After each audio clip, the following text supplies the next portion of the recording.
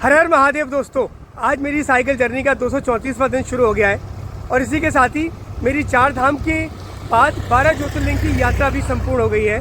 आज हमने सुबह दर्शन किए बाबा वैद्यनाथ ज्योतिर्लिंग के यानी बाबा वैद्यनाथ धाम के, और अब हम आगे बढ़ रहे हैं श्री वासुकीनाथ धाम की तरफ और रास्ते में हमें त्रिकुट पर्वत भी मिलने वाला है।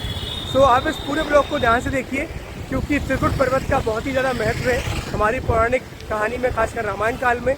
और बाबा वासुकीनाथ के भी दर्शन करना ज़रूरी है क्योंकि ऐसी मान्यता है कि अगर बाबा वैद्यनाथ हाई कोर्ट है तो बाबा वासुकीनाथ को सुप्रीम कोर्ट कहा जाता है और बाबा वैद्यनाथ धाम के बाद वासुकीनाथ के दर्शन करना बहुत ज़रूरी है। वाओ! और दोस्तों, इस वक्त जो नज़ारा मेरे सामने है उसे देखकर मेरी आंखें एकदम फटी की फटी रह गई हैं।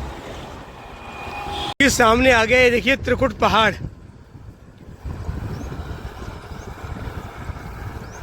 इस पहाड़ के बारे में मैं आपको बता दूं कि यहाँ पर एशिया का सबसे ऊंचा रोपवे काम करता है। देखो दोस्तों, सामने आ गया है त्रिकुट पहाड़, त्रिकुट पर्वत। बहुत ही ऐतिहासिक पर्वत है ये। और दोस्तों, मेरे पीछे ये त्रिकुट पर्वत देख रहे हैं, कहा जाता है कि यहाँ पर रावण जो है वो तपस्या करने आया करता था और इस पर्वत का नाम त्रिकुट इसलिए है क्योंकि यहाँ पर 3 ऊंची चोटियाँ हैं और जो सबसे ऊंची चोटी है वो 2470 फीट है और यहाँ पर एशिया का सबसे बड़ा रोपवे है, रोपवे सर्विस है जो कि आपको पहाड़ की सबसे ऊंची चोटी पर ले जाता है। तो देखिए दोस्तों, आपको वहाँ त्रिकुट पर्वत पर सबसे ऊपर एक कंस्ट्रक्शन दिख रहा होगा, जूम इन करके दिखाता हूँ। ये देखिए सफ़ेद सा भवन, वो सबसे ऊंची चोटी है यहाँ की। और दोस्तों, मैं आपको बता दूं कि त्रिकुट पर्वत 2022 में उस वक्त चर्चा में आया था जब यहाँ पर यहाँ का जो रोपवे है वहाँ पे करीब 65 लोग फंस गए थे। कई घंटों तक रेस्क्यू चला था, उसके बाद उन्हें निकाला गया था। तो इस वक्त ये मुद्दा पूरे देश में छाया रहा था। दोस्तों, प्रवेश द्वार त्रिकुट पहाड़ का, और जा रहे हैं हम दर्शन करने। यहाँ पर भी त्रिकुट ब्रह्मा विष्णु महेश तीनों के दर्शन हो जाते हैं इस पहाड़ पर। दोस्तों, ये यहाँ की त्रिकुट पर्वत की एंट्रेंस, यहाँ पे शिव मंदिर का मुख्य द्वार है और ये रोपवे वाला रास्ता था। दोस्तों, हम जा रहे हैं त्रिकुट शिव मंदिर देखने। नीचे पार्क करके आए और यहाँ पे बंदरों का बहुत आतंक है, इसलिए संभल के चलना पड़ रहा है। दोस्तों, फाइनली पहुँच गए हैं शिव मंदिर। हर हर महादेव। और ये सामने माता पार्वती जी का मंदिर, एक काल भैरव, ये गणेश मंदिर। दोस्तों, इस शिव मंदिर के पास में ये देखिए, यह झरना।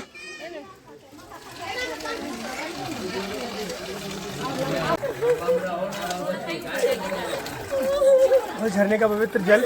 दोस्तों, प्यारा सा सरोवर, जब आप ऊपर जाएंगे आपको शुरुआत में मिल जाएगा। दोस्तों, त्रिकुट पर्वत के दर्शन हो गए और अब बढ़ते हैं बाबा वासुकीनाथ के दर्शन करने के लिए। हर हर महादेव। तो ये रहा वो रोपवे वाला रास्ता जो कि 2022 के हादसे के बाद में बंद हो गया था, अभी चालू नहीं हुआ है। बता दूं कि यहाँ अभी भी लोग ऊपर जाते हैं पैदल रास्ते से, लेकिन वो गाइड की हेल्प से, क्योंकि ऊपर से जाकर बहुत ही एक नेचुरल ब्यूटी है। हालांकि पहले लोग रोपवे से चले जाते थे, 8 मिनट लगता था, लेकिन अभी सिर्फ एक ही रास्ता है। हालांकि लोग बता रहे हैं कि रोपवे शुरू होगा बाद में, लेकिन विदाउट गाइड अलाउड नहीं करता है वन विभाग। चलिए अब बढ़ते हैं बाबा वासुकीनाथ की तरफ। दोस्तों, शाम के 4 बज गए और हम बढ़ रहे हैं वासुकीनाथ की तरफ। और ये देखिए, रोड चौड़ीकरण का काम हो रहा है और एक खूबसूरत सी वादियाँ। और दोस्तों, अभी जिस धाम हम जा रहे हैं यानी वासुकी धाम, वैजनाथ धाम से वासुकी धाम 40 किलोमीटर की दूरी पर है।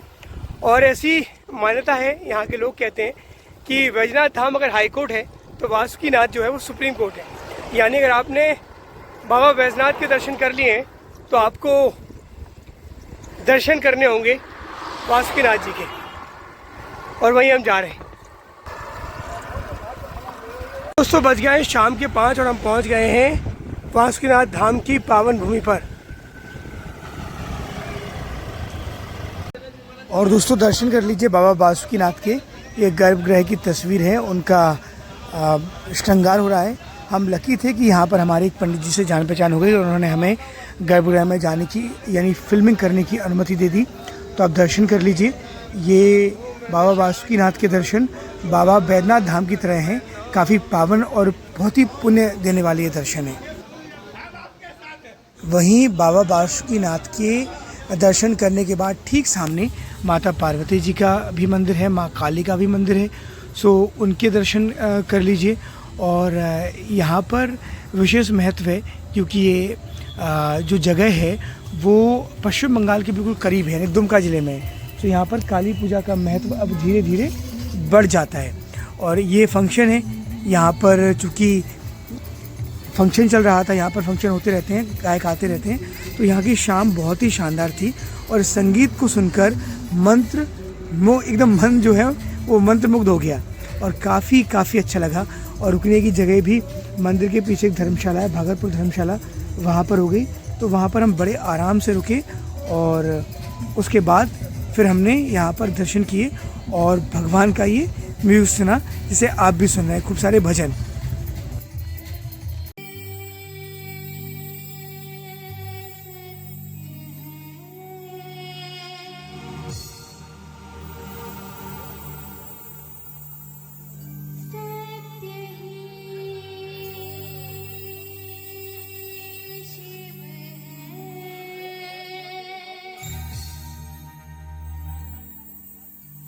हर हर महादेव दोस्तों, साइकिल यात्रा का 235वां दिन शुरू हो गया है और हम पहुंच चुके हैं बाबा बासुकीनाथ के धाम। हम शाम को यहाँ पहुंच गए थे और आपको बता दूं, जैसे मैं ब्लॉग में पहले ही बता चुका हूँ कि आपकी बाबा बैद्यनाथ ज्योतिर्लिंग की यात्रा तब तक संपूर्ण नहीं होती है जब तक आप यहाँ पर आकर बाबा बासुकीनाथ के दर्शन नहीं कर लेते हैं। और दोस्तों आपको बता दूँ कि यहाँ भी बाबा बैद्यनाथ धाम की तरह ही बाबा बासुकीनाथ यानी भगवान शिव को समर्पित ये मंदिर है और उसके ठीक सामने माता पार्वती जी का शक्तिपीठ है, जो कि ठीक बैद्यनाथ धाम की तरह है। और यहाँ पर भी शिवगंगा, प्राचीन जो शिवगंगा है वो सरोवर है, जहाँ पर स्नान करने के बाद भक्त यहाँ पर आकर दर्शन करते हैं। और सावन के महीने में यहाँ पर विशेष महत्व बढ़ जाता है। तो दोस्तों उम्मीद करता हूँ कि आपको मेरे ब्लॉग पसंद आ रहे होंगे और इसी तरीके से हमारी 12 ज्योतिर्लिंग की जो यात्रा है वो संपूर्ण हो गई है। हम बढ़ रहे हैं कोलकाता की तरफ। तो दोस्तों लाइक कीजिए, शेयर कीजिए, सपोर्ट करते रहिए, क्योंकि 365 डेज तक हम ऐसे ही अपनी साइकिल की पूरी यात्रा करते रहेंगे।